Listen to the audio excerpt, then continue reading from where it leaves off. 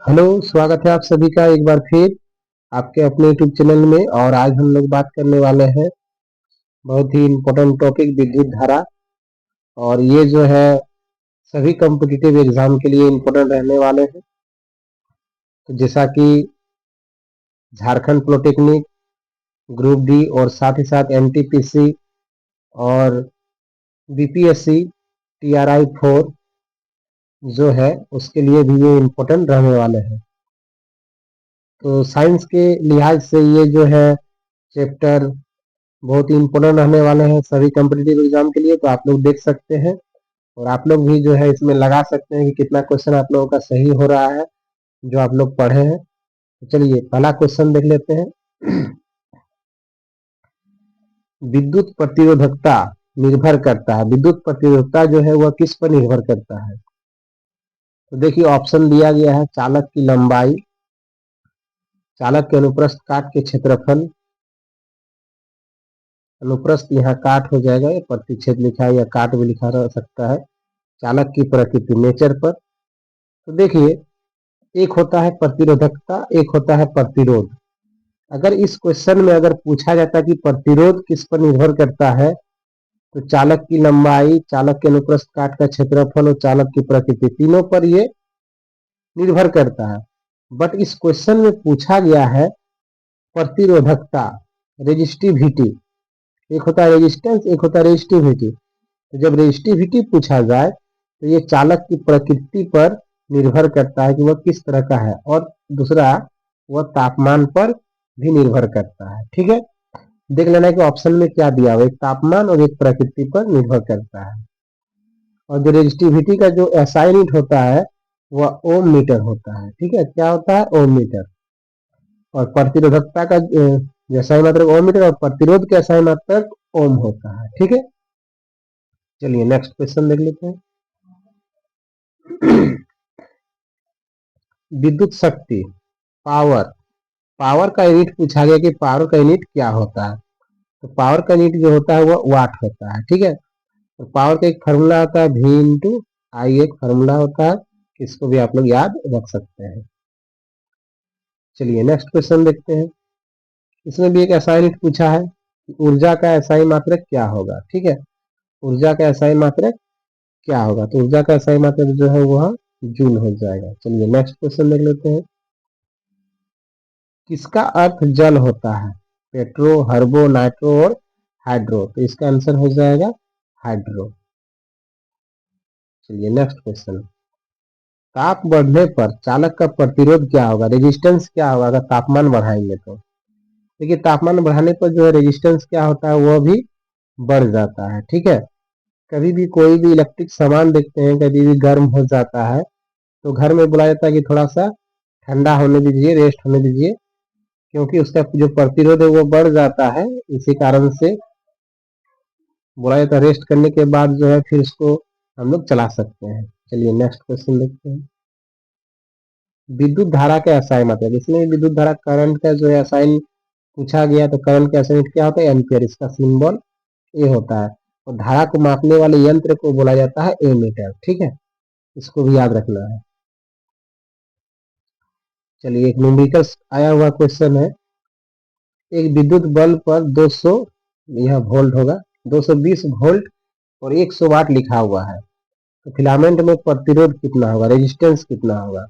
तो हम लोग के पास क्या क्या दिया हुआ है, V इक्वल टू 220 वोल्ट। ठीक है, और P इक्वल टू दिया हुआ है 100 वाट। और निकालने क्या बोल रहा है, R इक्वल टू निकालने, रेजिस्टेंस निकालने के लिए बोला गया है। तो देखिए सबसे पहले हम लोग जानते हैं कि R इक्वल टू जो होता है वह V बाय आई होता है। तो हम लोग के पास तो V दिया हुआ है बट I नहीं दिया हुआ। I के लिए हम लोग पावर का फॉर्मूला लगा देंगे, P equal to V into I. तो I इक्वल टू क्या हो जाएगा, P बाय V। अब जो P है वह 100 है और जो V है वह 220। ठीक है, तो ये हम लोग के पास क्या आया, 100 बाय 220 आई का वैल्यू। अब हम लोग क्या करेंगे, जो फार्मूला होता है आर का उसमें बैठा देंगे, R equal to V by I. तो वी इक्वल टू दिया हुआ हम लोग के पास 220, तो ये आई का जो वैल्यू हो जाएगा वो 100 और बाय 220 तो ऊपर चल जाएगा, तो ये 220 हो जाएगा, 10 इसके साथ कैंसिल आउट हो जाएगा इसके साथ, तो बचेगा हम लोग के पास 22 इंटू 22। तो अगर इसको मल्टीप्लाई करेंगे तो हमारा जो करेक्ट आंसर होगा वह 4 नहीं 4 ओम आ जाएगा। ठीक है, इस तरह से। चलिए नेक्स्ट क्वेश्चन देख लेते हैं। एक वोल्ट क्या कहलाता है? तो हम लोग जानते हैं V equal to Q by, sorry, ये V equal to W by Q होता है। विभवांतर का ये फार्मूला होता है। तो अगर 1 वोल्ट लिया जाए तो ये हो जाएगा 1 जूल और बाय में 1 कूलम हो जाएगा। तो इसका जो आंसर हो जाएगा वो ऑप्शन नंबर बी हो जाएगा, 1 जूल बाय 1 कूलम हो जाएगा इसका करेक्ट आंसर। चलिए नेक्स्ट क्वेश्चन देखते हैं। विभवांतर मापने वाले यंत्र को क्या कहते हैं? पोटेंशियल डिफरेंस को किस यंत्र से मापा जाता है? तो उसका करेक्ट आंसर हो जाएगा वोल्ट मीटर। और आमीटर जो है वो विद्युत धारा को मापा जाता है। ठीक है, और गैल्वेनोमीटर जो है वो धारा की दिशा को पता लगाने के लिए गैल्वेनोमीटर का यूज करते हैं, और धारा है या नहीं है उसका भी इसमें इस्तेमाल हम लोग करते हैं। चलिए नेक्स्ट क्वेश्चन देखते हैं। ए मीटर को विद्युत परिपथ में कैसे जोड़ा जाता है? तो ए मीटर को श्रेणी क्रम में जोड़ा जाता है और वोल्ट मीटर को जो है वह पार्श्व क्रम में जोड़ा जाता है, इसको याद रखना है। ठीक है, चलिए नेक्स्ट क्वेश्चन देखते हैं। एक कुंडली का प्रतिरोध ज्ञात करने का सूत्र क्या आता है? तो प्रतिरोध, तो आर इक्वल टू क्या आता है? We by I. तो इसका ऑप्शन हो जाएगा ऑप्शन बी। धात्विय धारावाहक होते हैं किसका? तो इसका आंसर हो जाएगा मुक्त इलेक्ट्रॉन का। परिपथ में विद्युत धारा की माप किससे की जाती है? तो अभी हम लोग थोड़ा देर पहले पढ़े, विद्युत धारा की जो माप है वो एमीटर से किया जाता है और वोल्ट मीटर से विद्युत विभवांतर को मापा जाता है, पोटेंशियल डिफरेंस को। और गैल्वेनोमीटर जो है वह धारा की दिशा को मापा जाता है कि किस दिशा में है और धारा है या नहीं है, उस पर भी हम लोग इस पर चर्चा करते हैं गैल्वेनोमीटर लगा करके। चलिए नेक्स्ट क्वेश्चन देखते हैं। किस उपकरण में प्लस और माइनस का चिन्ह नहीं होता है? तो देखिए ए मीटर जो होता है वह इधर प्लस और माइनस यहाँ होता है, उसी तरह से वोल्ट मीटर में भी क्या होता है? प्लस और माइनस होता है। और इसका आंसर हो जाएगा कुंडली, क्योंकि ये दोनों में प्लस माइनस का चिन्ह लगाया जाता है। ठीक है। 10 ओम और 20 ओम के दो प्रतिरोध के श्रेणी क्रम का समतुल्य प्रतिरोध क्या होगा? तो समतुल्य प्रतिरोध जो है वो R equal to R1 plus R2 plus R3, इस तरह से कंडीशन होता है। तो डायरेक्ट हम लोग क्या कर देंगे, 10 और 20 को ऐड कर देंगे तो ये हो जाएगा 30 ओम। ठीक है, तो इसका हो जाएगा ऑप्शन सी 30 ओम।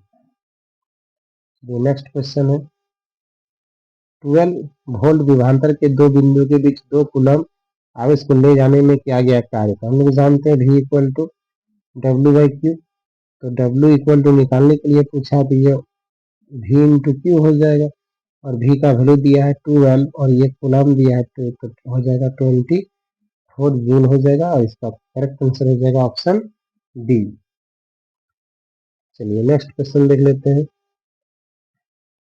और इसमें क्या पूछा है कि किसी विद्युत बल्ब के अनुमंताक 220 वोल्ट और 120 वाट है, जब उसे 110 वोल्ट पर प्रचलित किया जाता है तो इसके द्वारा शक्ति निकालना है कि क्या होगा? तो सबसे पहले हम लोग इससे निकालेंगे, पी दिया हुआ है।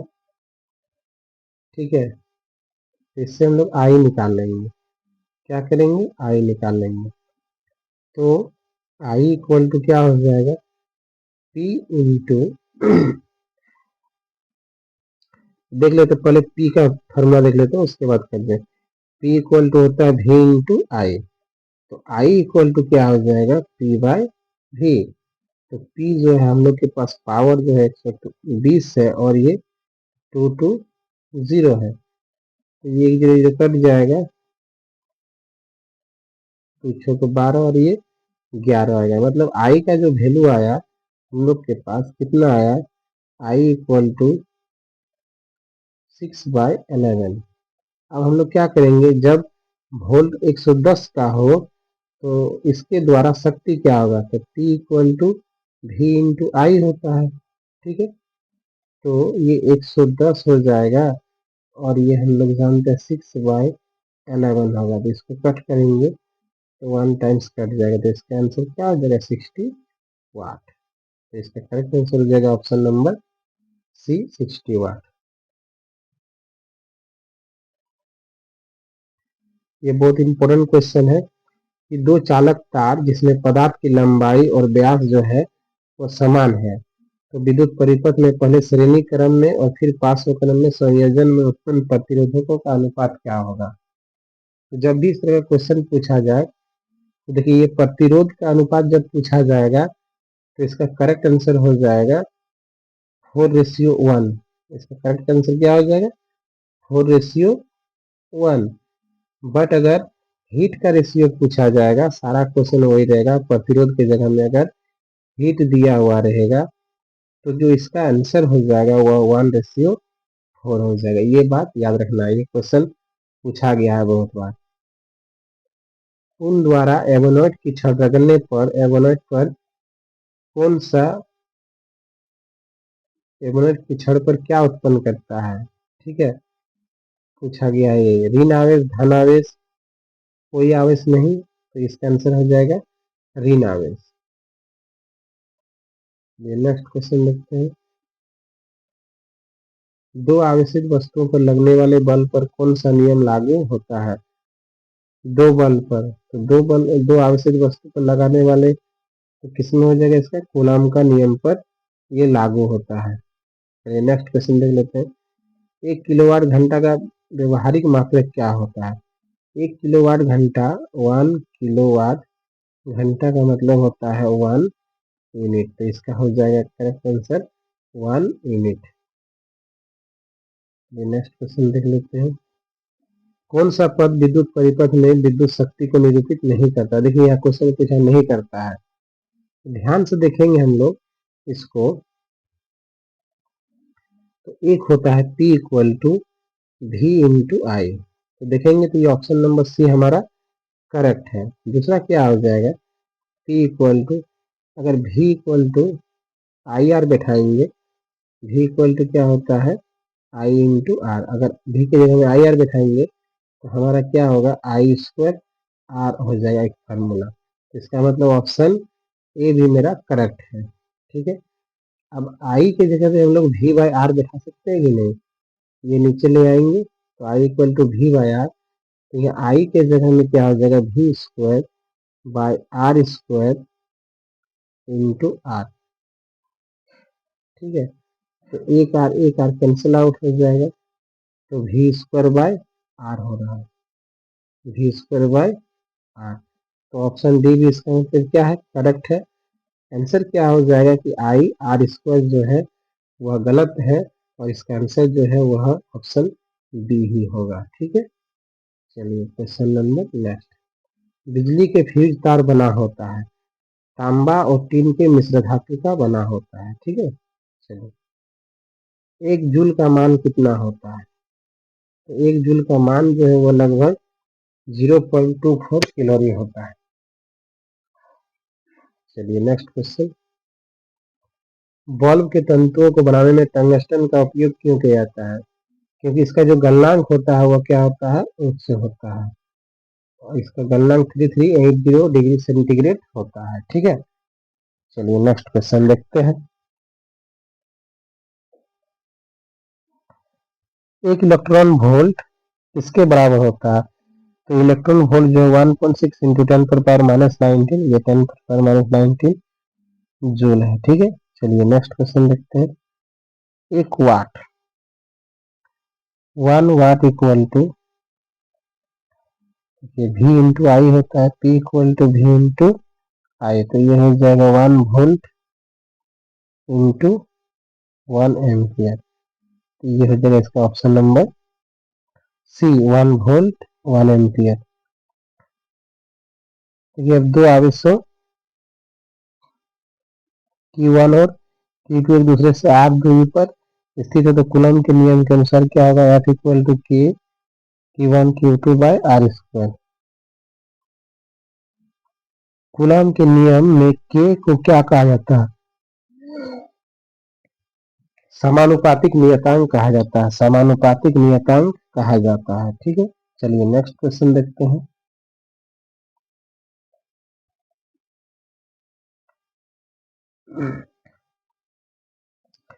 दो सजातीय आवेशों के बीच किस प्रकार का बल लगता है, तो दो समान आवेश रहेगा, अगर पॉजिटिव पॉजिटिव या फिर नेगेटिव नेगेटिव, तो वह प्रतिकर्षित करता है, रिपेल करता है। ठीक है, अगर एक ही जैसा रह जाएगा, विजातीय आवेश रहेगा तो वह अट्रैक्ट करेगा, लेकिन विजातीय आवेश के बीच जो है वह आकर्षण बल लगता है। ठीक है, चलिए, दो पिंडों को आपस में रगड़ने से दोनों पिंड समान रूप से धनविष्ट और ऋणविष्ट हो जाते हैं, इसे क्या कहा जाता है, इसको आवेश संरक्षण का नियम भी कहा जाता है। ये क्वेश्चन शायद वही है। क्या प्रोटॉन आवेशन प्रक्रम में भाग लेता है, तो इसका करेक्ट आंसर हो जाएगा नहीं।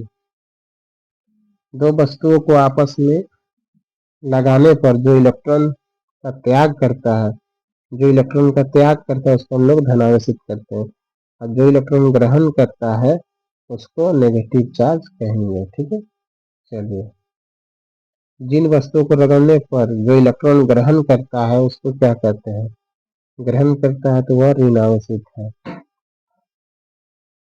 स्थिर विद्युत में आवेश, स्थिर विद्युत में आवेश क्या होता है, स्थिर विद्युत में आवेश क्या होता है, विराम अवस्था में ये आवेश जो है रहता है। अगर कोई विद्युत स्थिर में है तो आवेश जो है वो विराम अवस्था में चलेगा, गति नहीं करेगा।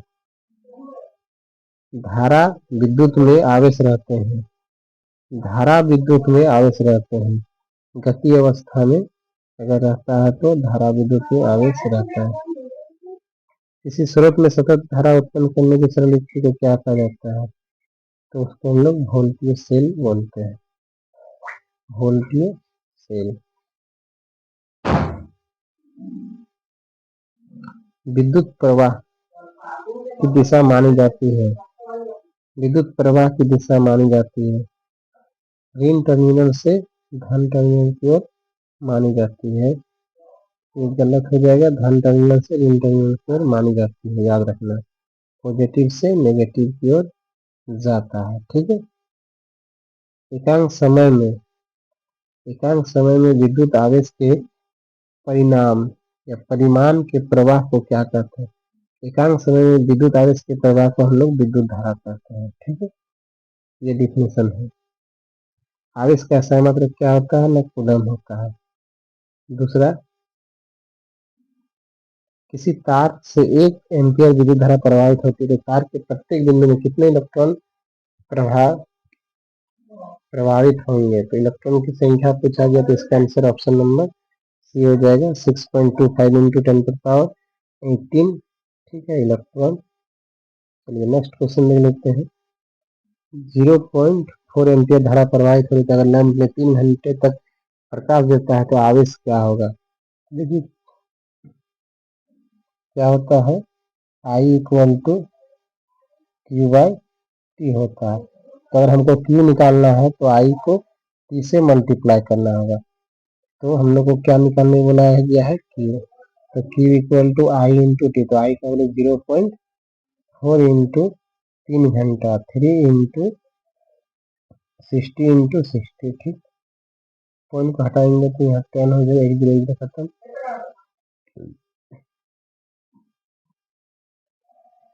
अब क्या करना है, दोनों को मल्टीप्लाई करना है, 6 इंटू 6 इंटू 3 इंटू 4, तो हमारा जो करेक्ट आंसर हुआ ऑप्शन नंबर ए आ जाएगा मल्टीप्लाई करने पर। ठीक है, चलिए नेक्स्ट क्वेश्चन देखते हैं। ओम का नियम, तो ओम का नियम जो है वह भी डायरेक्टली प्रोपोर्शनल टू आई होता है और भी इक्वल टू आई आर होता है। ठीक है, इसी को हम लोग को देखना है।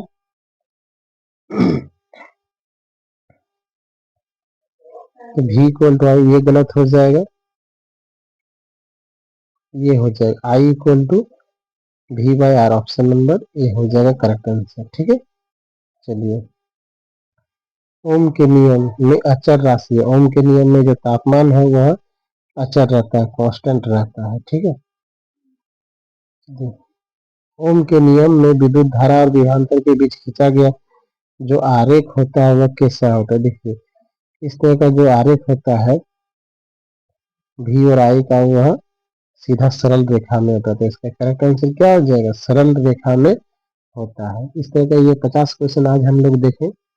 वीडियो बहुत लंबा हो जाएगा और आगे हम लोग फिर 50 क्वेश्चन को देखेंगे किस तरह से क्वेश्चन जो है वह विद्युत धारा और इलेक्ट्रिसिटी जो है उसमें पूछा जाता है।